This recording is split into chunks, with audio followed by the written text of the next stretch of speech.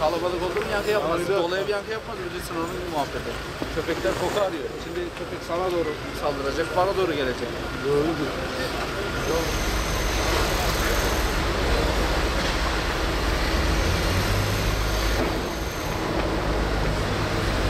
Bu ayakkabıda da ayağım.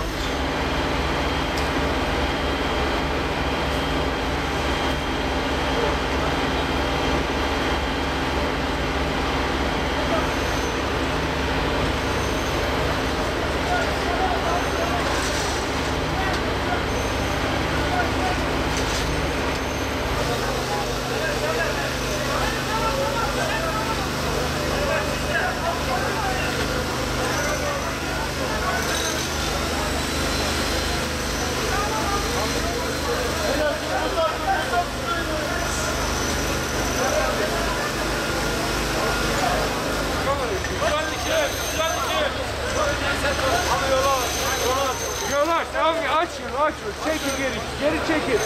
Geri çekil, geri çekil. Yolu aç. Aç yolu. Beyler bir müsaade edin, beyler. Aç, aç.